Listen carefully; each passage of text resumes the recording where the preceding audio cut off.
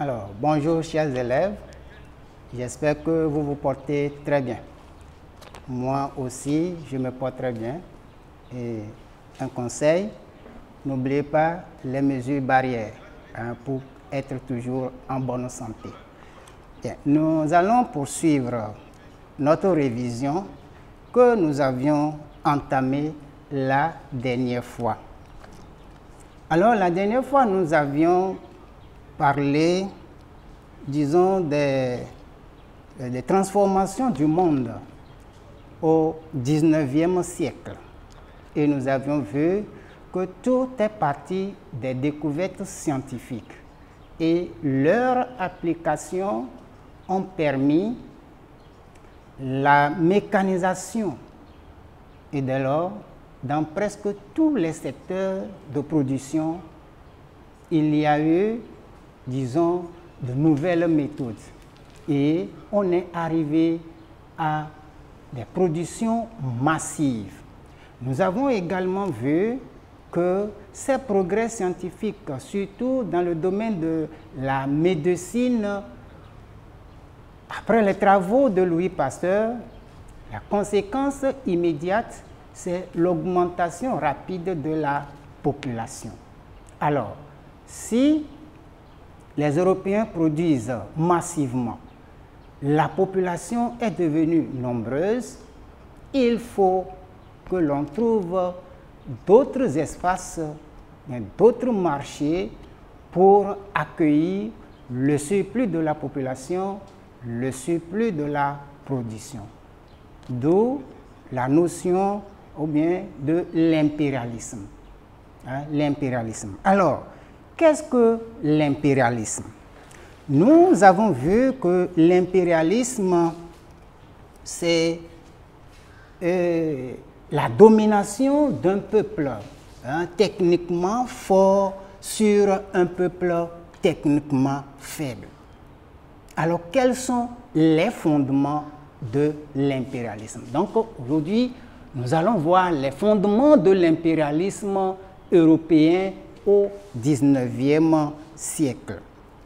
Alors, si nous avions défini l'impérialisme comme la domination d'un peuple techniquement fort sur un peuple techniquement faible, il y a une autre notion qui est semblable à l'impérialisme, et c'est le colonialisme. C'est-à-dire, après la domination et des peuples techniquement forts, il y a maintenant la mise en valeur, et c'est la colonisation. Et la colonisation, c'est une domination économique, politique et surtout culturelle d'un peuple plus avancé sur un peuple en retard.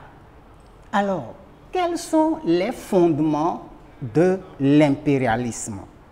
On peut aussi dire quels sont les mobiles de l'impérialisme, ou bien les causes de l'impérialisme. Donc, nous avons plusieurs causes. D'abord, nous avons une cause économique.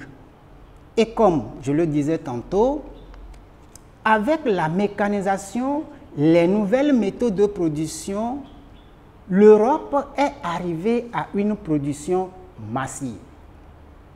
Alors, le marché européen est devenu trop exigu pour cette production. Il faut chercher des marchés ailleurs.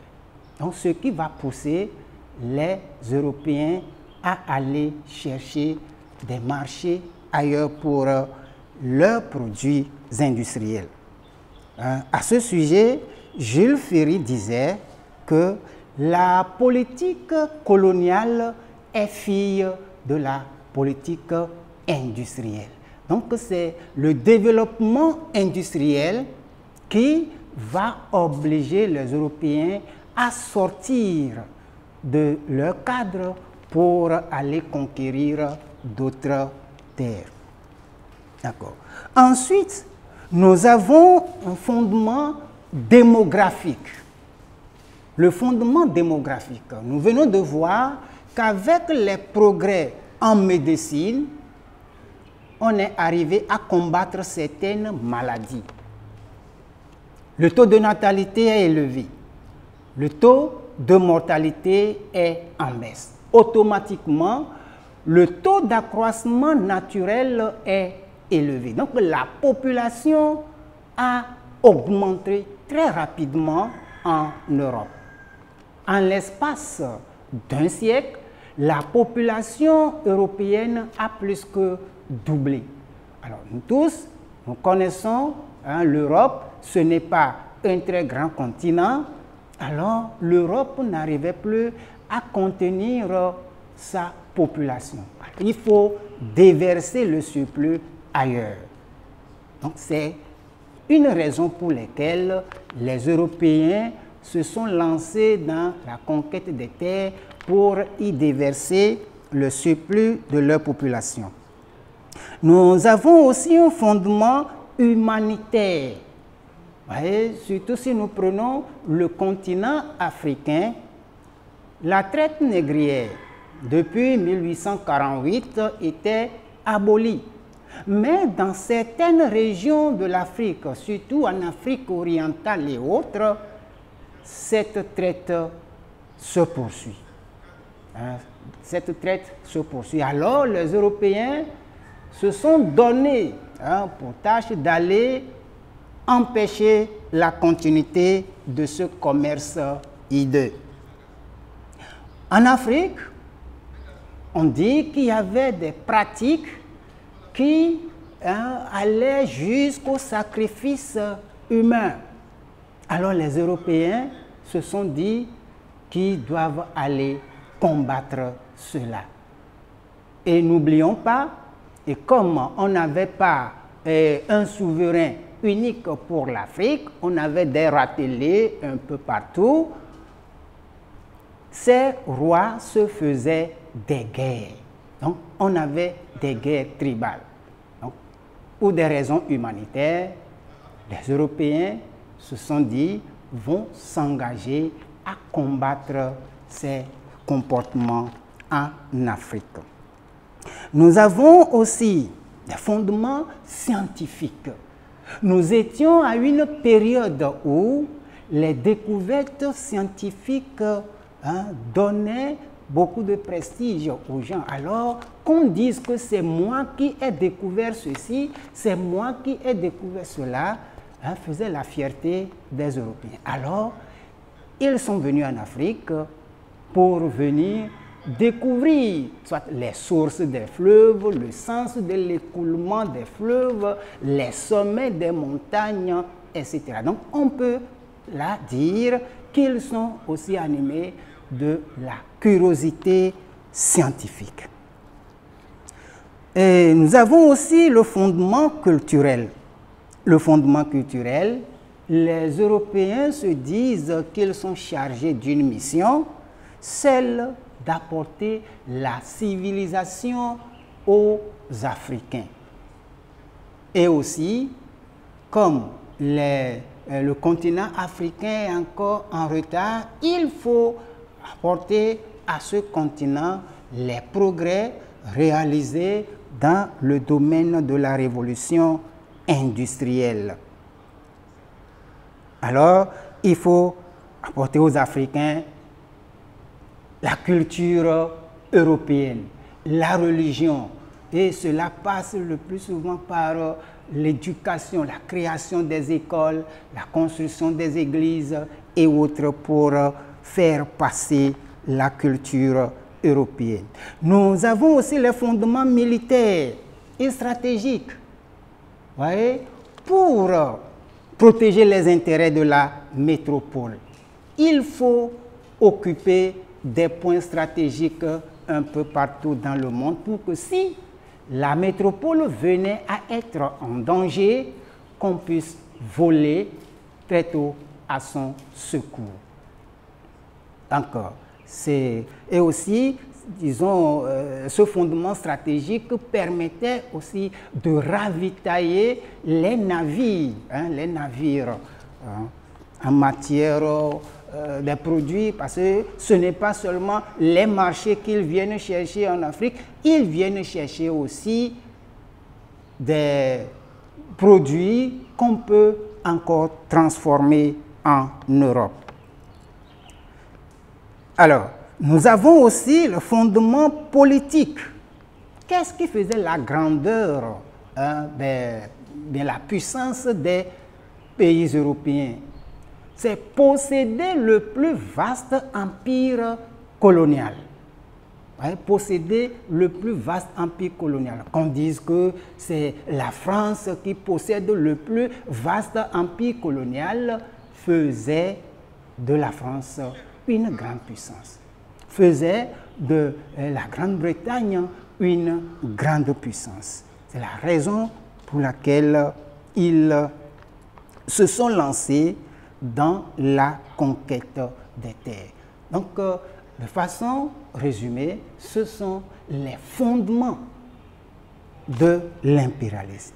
Mais est-ce que tous les Européens sont d'accord pour cette aventure? Non. Non. Et là, les opinions étaient partagées.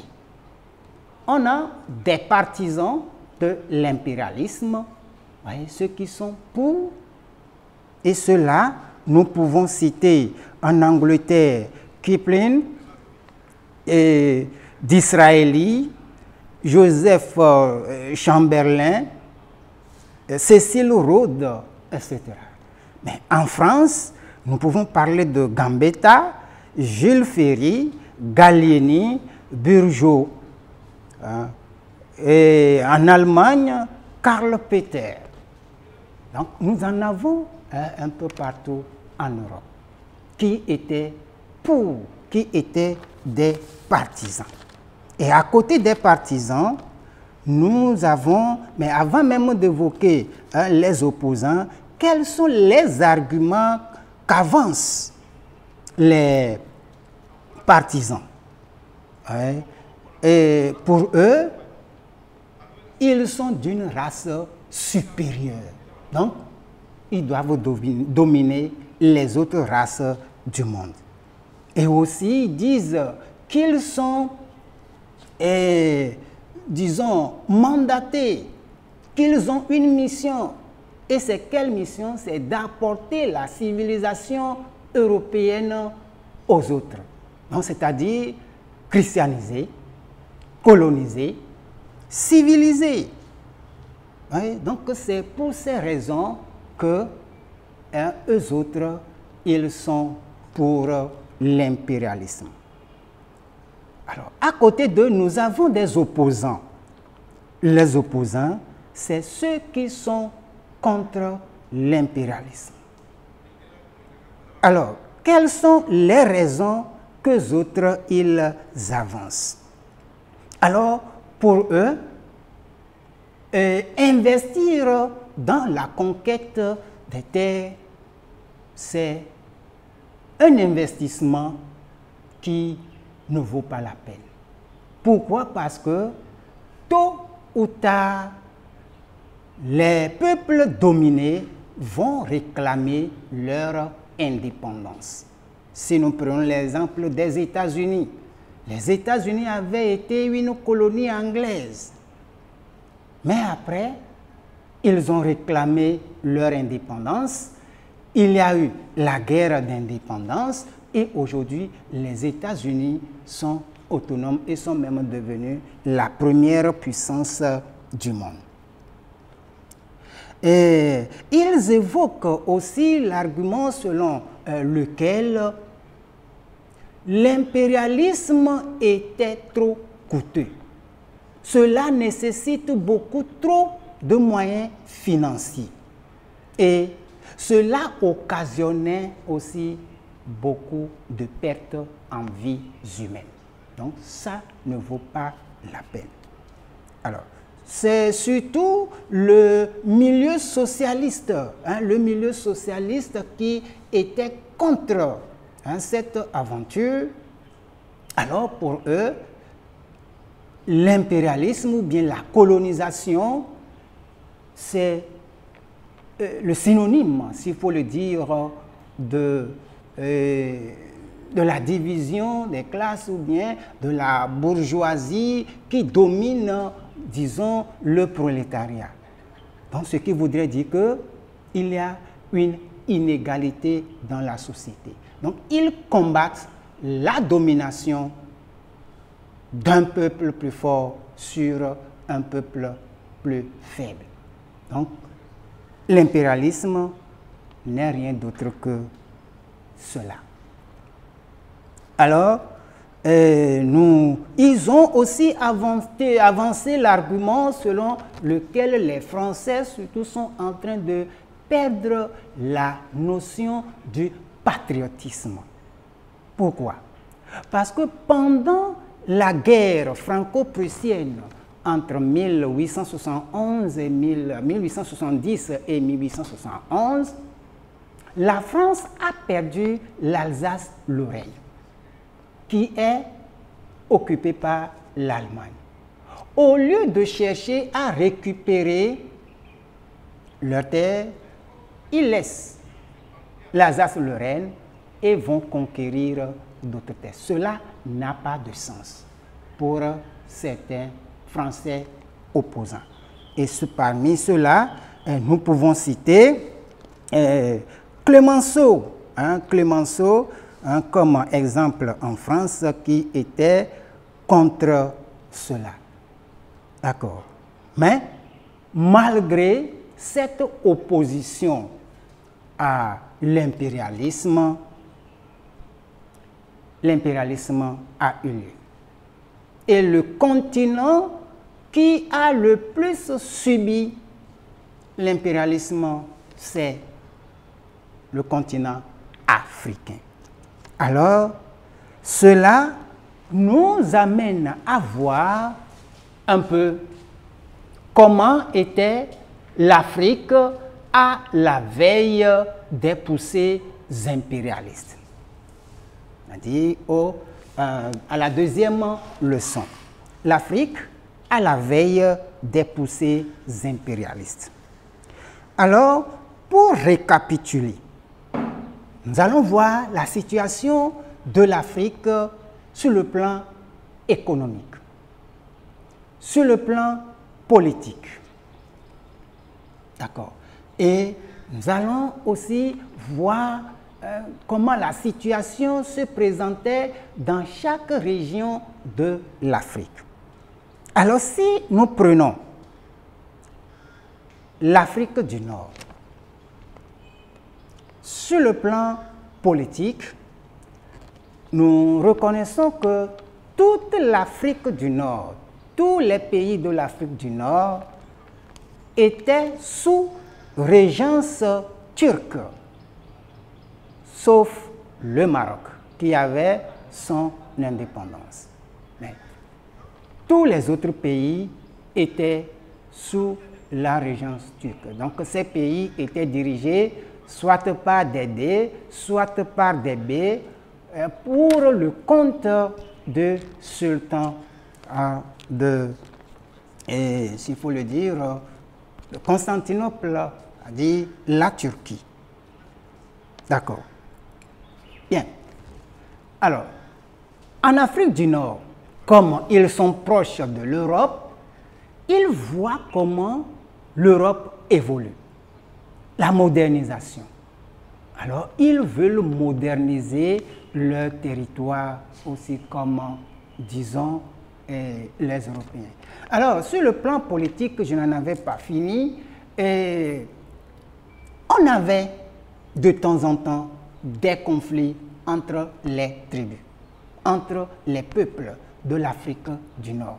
Donc, en récapitulatif, sur le plan politique, il y avait une instabilité politique qui prédispose déjà l'Afrique à l'occupation européenne.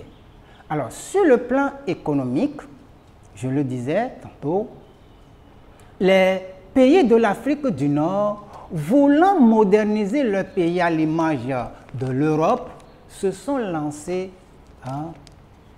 dans des prêts auprès des banques européennes pour la construction des routes, la construction des écoles, des hôpitaux, des industries et autres. Mais finalement, ils étaient devenus incapables de rembourser ces dettes. Alors, ils sont obligés de céder le territoire aux Européens. Voyez, nous en avons étudié un cas, le cas de l'Algérie, avec le problème du blé, voyez, qui était mal résolu. Et finalement, les Français ont profité de cette occasion pour envahir l'Algérie. Alors, si nous venons en Afrique au sud du Sahara, sur le plan politique, nous avions de petits royaumes parce que les grands empires avaient disparu. L'empire Songhai, l'empire du Ghana, l'empire du Mali n'existaient plus. Alors, on a de nouveaux royaumes qui étaient créés sur la côte. Et ces royaumes vivaient surtout de la traite négrière. Mais la traite négrière vient d'être abolie. Alors, sur le plan politique, c'est, disons, ces rois ou bien ces royaumes se faisaient des guerres. Donc, il y avait une instabilité politique. Alors, sur le plan économique, l'abolition de la traite négrière a affaibli les royaumes. Alors, étant économiquement faibles, ils ne peuvent que céder leur territoire aux Européens. C'est comme cela que l'Afrique serait très facile à occuper par les Européens. Alors, si nous prenons l'Afrique orientale, là, il s'agit de l'Éthiopie surtout. En Éthiopie, comme nous l'avions dit plus haut, l'Éthiopie, pour sa modernisation, collaborait avec, disons, l'Italie, qui l'aidait à se développer, etc. Alors, l'Éthiopie, sur le plan politique, était constituée de plusieurs provinces. Et ces provinces étaient en rivalité, étaient souvent en guerre. Il a fallu que Théodoros II entreprenne la réunification de l'Éthiopie que Ménélique II a parachevé. Et c'est à partir de la réunification des provinces que l'Éthiopie va retrouver sa puissance pour pouvoir combattre, disons, l'Italie. Alors, nous n'allons plus continuer parce que le temps nous fait défaut. La prochaine fois, nous allons continuer. Et pour ne pas oublier, je peux conclure par ce sujet qui dit de montrer que l'Afrique, avant les poussées impérialistes, était prédisposée. Alors, comment est-ce que vous pouvez l'expliquer? Comment est-ce que vous pouvez expliquer ce fait? Alors, au revoir. Nous verrons la prochaine fois pour poursuivre avec les poussées impérialistes. Merci beaucoup.